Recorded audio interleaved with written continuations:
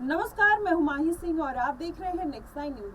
19 तारीख को हुए पहले चरण के मतदान में 2019 की अपेक्षा 5 से लेकर 9% तक वोटिंग कम हुई है। इसको लेकर भारतीय जनता पार्टी का जो शीर्ष नेतृत्व है अब परेशान दिखाई दे रहा है। आपको बता दें, उसकी कोशिश यह थी कि वह अगले चरण में मतदान प्रतिशत को बढ़ाएगी और वहीं भारतीय जनता पार्टी ने इसके लिए कोर कमेटी की बैठक भी की और जिसमें मतदान प्रतिशत को जोर शोर से बढ़ाने के लिए भाजपा ने रणनीति बनाई और इस बैठक में पार्टी पदाधिकारियों के साथ साथ कार्यकर्ताओं को बूथ पर अधिक से अधिक सक्रिय करने की रणनीति भी बनी है।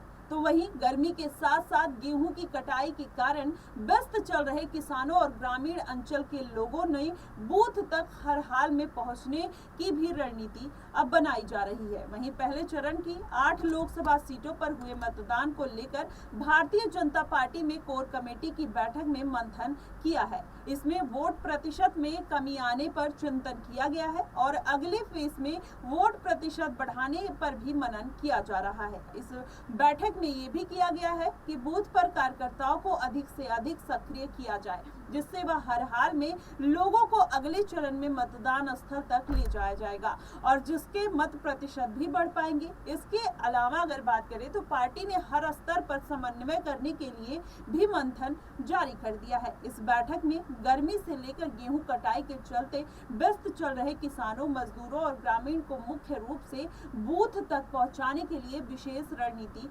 बनाई गई है। इससे तुरंत अमली जामा पहनाने के लिए बूथ स्तर तक कई कार्यकर्ताओं को एक्टिव करने का निर्णय लिया गया है। आपको बता दें, इसी के साथ पार्टी ने निचले स्तर पर समन्वय के लिए कार्यकर्ताओं और पदाधिकारियों से बैठक कर उन्हें रणनीति को आगे बढ़ाने का निर्णय लिया है। इस बार सहारनपुर में 66.65% वोट पड़ा, तो वहीं 2019 में 70% वोट पड़ा था। पीलीभीत में इस बार 63.39% पड़ा, तो 2019 में 67.41% वोट पड़ा था। कैराना में 61.17% वोट पड़ा, तो 2019 में 67.45% वोट पड़ा था। वहीं मुरादाबाद में 60.5% वोट पड़ा, तो 2019 में 65.46% वोट पड़ा था। वहीं मुजफ्फरपुर में 60.2% वोट पड़ा, तो 2019 में 68.42 वोट पड़ा। नगीना में भी आप बात करें तो वहां पर इस बार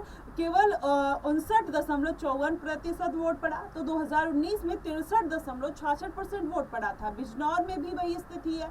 आप जिस तरीके से बात कर लीजिए, रामपुर में भी इस बार 55.75% वोट पड़े, 2019 में 63.19% वोट पड़ा था। लेकिन अब ऐसे में माना जा रहा है कि इस बार भाजपा की जो स्थिति है वो भी चुनावी मैदान में थोड़ी कमजोर दिखाई दे रही है। जिस तरीके से अभी व्यस्तता के चलते इस बार वोट प्रतिशत कम हुआ है, ऐसे में माना जा रहा है कि सभी पार्टियों को इसका खासा नुकसान देखने को मिल सकता है। खासकर भाजपा जिस तरीके से अपना जनाधार जनता के बीच में बनाने में लगी हुई थी, राम मंदिर, ट्रिपल तलाक, 370 और तमाम अन्य योजनाओं के साथ वो समाज में लोगों को जागरूक कर रही थी, आगे बढ़ना चाह रही थी। लेकिन ऐसे में माना जा रहा है कि कहीं ना कहीं इस बार भाजपा को भी बड़ा झटका लग सकता है। अब देखना होगा कि इस बार के चुनाव में जिस तरीके से ये पूरा चुनावी माहौल बना है, आने वाले चुनाव में क्या लोगों को किस तरीके से भाजपा या अन्य पार्टियां मोटिवेट करते हुए नजर आएंगी कि वो ज्यादा से ज्यादा लोग जाएं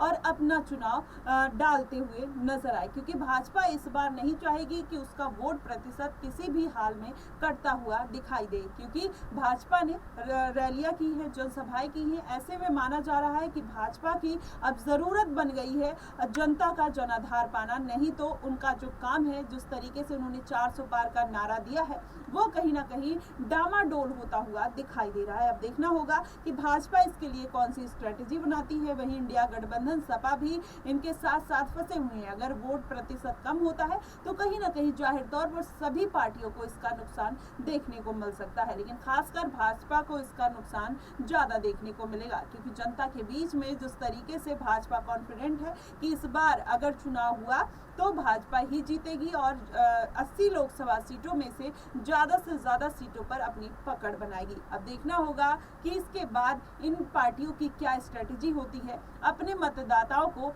अपनी तरफ आकर्षित करने की। फिलहाल आपकी इस पे क्या प्रतिक्रिया बनेगी कि इस बार लोग वोट इतना कम क्यों दे रहे हैं, किस वजह से सरकार को ऐसा क्या करना चाहिए कि उनको मोटिवेट कर पाए। आप अपने प्रतिक्रिया हमें कमेंट बॉक्स में जरूर बताइएगा। फिलहाल के लिए बस इतना ही। देश और दुनिया की तमाम खबरों के लिए हमारे साथ बने रहिए नेक्स्ट 9 न्यूज।